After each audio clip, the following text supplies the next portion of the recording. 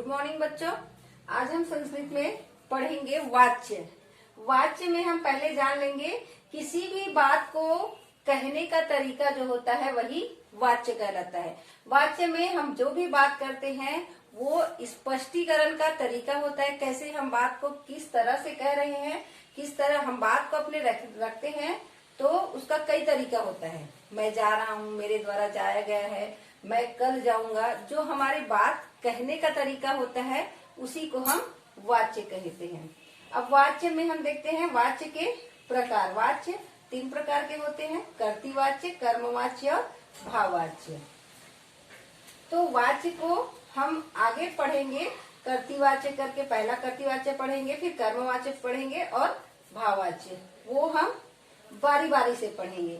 पहले हम उसके लिए ये सारणी तैयार किए हैं, उसको ध्यान से देखिए।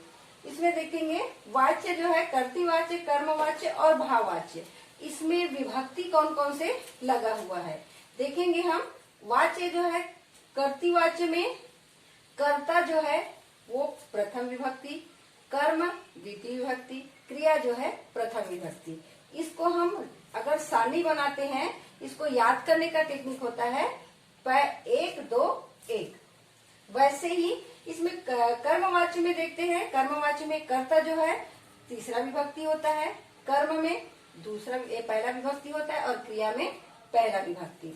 और वैसे ही भाववाचक में जो है कर्ता तीसरा विभक्ति में रहेगा, कर्म होता ही नहीं है। भाववाच्य जो भाववाच्य है उसमें कर्म नहीं रहता है, खाली रहता है और क्रिया जो है पहली विभक्ति होती है।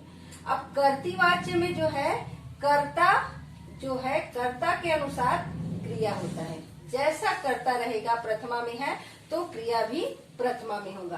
कर्ता जो है हमेशा क्रिया के अनुसार ही चलता है। और उसमें देखेंगे, उसमें कर्तृवाच्य में कर्ता प्रधान होता है और कर्मवाच्य में जो है कर्म प्रधान होता है और भाववाच्य में जो है उसमें क्रिया प्रधान होता है। ये सारणी अगर हम याद कर लेते हैं तो वाच्य बनाने में हमको किसी प्रकार का कोई तकलीफ नहीं होगा। कर्ती का हम याद करेंगे 1 2 और 1, कर्म का 3 1 1 और भाव का 3 खाली और 1। तो ये सारणी हमको पहले याद कर लेना है। अब दूसरा देखते हैं इधर, जैसे हम शब्द बनाते हैं, शब्द बनाने के लिए हम कर्ता में स्त्रीलिंग, पुल्लिंग, नपुंसक में हम कौन कौन से क्रिया और कौन कौन से शब्दों का लगाते हैं। जैसे वह आ गया, वे दोनों आ गया। वह जो है स्त्रीलिंग के लिए, पुरुष के लिए और नपुंसक के लिए क्या प्रयोग होता है वो देख लेंगे। अगर वह आता है तो अगर पुरुष है तो कहेंगे सह, स्त्री है तो सा, और नपुंसक लिंग में अगर आ गया कुछ तो कत कहेंगे। अगर अब इसी में हम जैसे पट है तो पठति, ये क्रिया लगेगा। वैसे ही हम देखेंगे अगर वह है, वे दोनों है, वे सब है, वे दोनों जा रहे हैं कहेंगे तो लगेगा। फिर स्त्री के लिए वे दोनों जा रहे हैं ते लगेगा। नपुंसक लिंग अगर कोई वस्तु के लिए बात कर रहे हैं तो ते लगेगा। तो उसमें और फिर बहुवचन में देखेंगे वैसी वे सब जा रहे हैं तो ते लगेगा अगर वो पुरुष है। तो स्त्री है वे सब जा रहे हैं ताह लगेगा और नपुंसक लिंग है तो वो तानी हो जाएगा। पठति पठतः पठन्ति, अब इसमें क्रिया भी वैसे ही लगेगा। तो ये हमारा 2 सारणी पहले हमको याद करना है, कंठस्थ करना है। इसके लिए हमको जब भी हम कर्तृवाच्य बनाते हैं तो कर्तृवाच्य हमेशा जो है लट लकार में बनता है और दूसरा नहीं लगता। तो लट लकार का नियम हमको याद कर लेना है। लट लकार का नियम क्या है?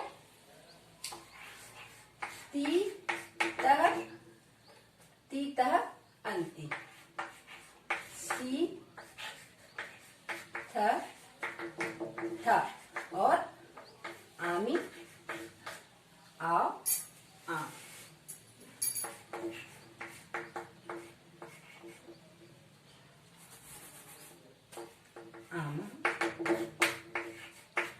तो ये नियम है। नियम को हमको इसमें पहले याद रखना है, उसके बाद हमको फिर अस्मत् का, युष्मत् का और तद का। तो अस्मद और युष्मद में भी हमको याद करके रखना है। अस्मद में प्रथमा क्या होता है? अहम, आवाम, वयम। युष्मद में आता है त्वम, युवाम, यूयम। तो ये सब को हमको याद रखना है, तभी हम वाच्य को बना सकते हैं, कोई भी शब्द को बना सकते हैं। शब्द परिवर्तन करना होता है, शब्द का अनुवाद करना रहता है, और अगर वाच्य बनाना रहता है तो ये सभी को हमको याद करना रहता है। ये टेक्निक अपनाएंगे तब जब हम अच्छे से हमको ये पता रहेगा, तभी हम वाच्य को बना सकते हैं। तो कर्तृ वाच्य जो है इसमें कर्ता प्रधान होता है, कर्मवाच्य में जो है कर्म प्रधान होता है, और भाववाच्य में क्रिया प्रधान होता है। तो इसको हमको याद कर लेना है। कर्ती में प्रथमा विभक्ति कर्ता का लगता है, कर्म में द्वितीय विभक्ति लगता है, क्रिया में प्रथमा विभक्ति लगता है। कर्मवाच्य में वैसे ही कर्ता जो है तृतीय विभक्ति में होता है, कर्म जो है पहला विभक्ति में, और क्रिया जो है पहला विभक्ति लगता है। भाववाच्य वैसे तीसरा विभक्ति कर्ता का, कर्म होता नहीं है, और क्रिया जो है पहला विभक्ति होता है। ये हो गया आपका वाच्य की सारणी। उसके बाद हम देखते हैं वाच्य कर्तृवाच्य। कर्तृवाच्य में पहले हम देखने के पहले हम उदाहरण से समझेंगे। उदाहरण में हम देखते हैं, जैसे कर्तृवाच्य के नियम को हम देख लेते हैं। कर्तृवाच्य के नियम में देखते हैं, कर्ता के अनुसार ही क्रिया का प्रयोग किया जाता है। कर्ता में प्रधान विभक्ति, प्रथम विभक्ति जो है प्रथमा विभक्ति होती है, और क्रिया में भी प्रथमा विभक्ति होती है। कर्ता जो होता है अपने कार्य को करने में स्वतंत्र होता है, और इसमें सकर्मक, अकर्मक दोनों प्रकार के शब्द हो सकते हैं। और चौथा है लट लकार में, ये जो है कर्तृवाच्य जो है लट लकार में होता है। कर्तृवाच्य का क्या है? लट लकार में होता है। और देखेंगे हम कर्तृवाच्य के बाद कर्मवाच्य। कर्मवाच्य में हमको आत्मनेपद का याद करना पड़ेगा। तो हम इसको पहले देख लेते हैं। जैसे ही हम उदाहरण में लेते हैं, उदाहरण का हम जैसे पढ़ेंगे तो राम पुस्तक पढ़ता है। राम पुस्तक पढ़ता है, तो राम जो है यहाँ पर कर्ता हो गया, और कर्म क्या है उसका? पढ़ना। क्रिया जो है क्या है? पढ़ता है। कर्म पुस्तक, क्या पढ़ रहा है? राम पुस्तक को पढ़ रहा है। तो यहाँ पर राम पुस्तक पढ़ता है। राम पुस्तक पढ़ता है, हिंदी में पहले समझ जाएंगे। राम पुस्तक पढ़ता है, तो राम यहाँ पर कर्ता हो गया। क्रिया क्या है? राम जो है कर्ता, करने वाला, और क्या क्रिया क्या है? पढ़ना। और यहाँ पर जो कार्य है कर्म, वो है पुस्तक।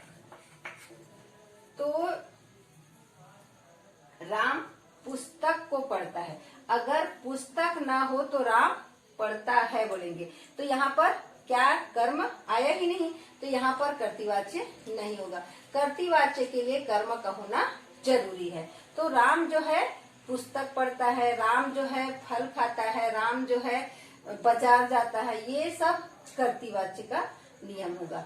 वैसे ही राम के द्वारा पुस्तक पढ़ा गया, राम के द्वारा आ गया, राम के द्वारा पुस्तक को पढ़ा गया। तो यहाँ पर हम देखेंगे इसमें आ जाता है हम कर्मवाच्य आ जाता है। के द्वारा तृतीय विभक्ति लग गया यहाँ पर राम के में, राम के द्वारा आया मतलब तृतीय विभक्ति कर्ता। इसमें इसके लिए हमको जब वाच्य हम पढ़ते हैं तो वाच्य के लिए हमको विभक्ति का भी जानकारी होना चाहिए। विभक्ति आप लोग क्लास में पढ़ चुके हो, विभक्ति को मैं बता दी हूँ।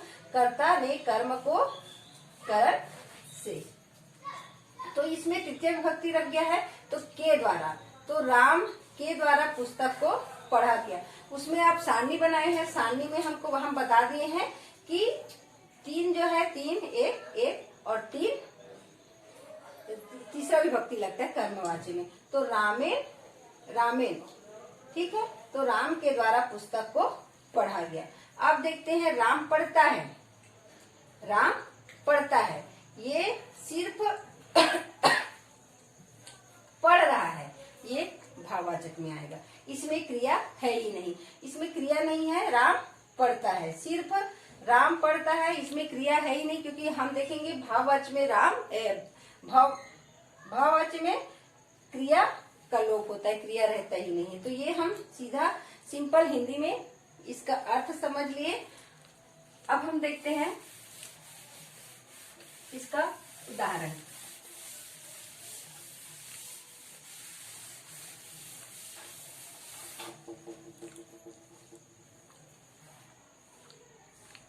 उदाहरण में हम देखते हैं पहला, राम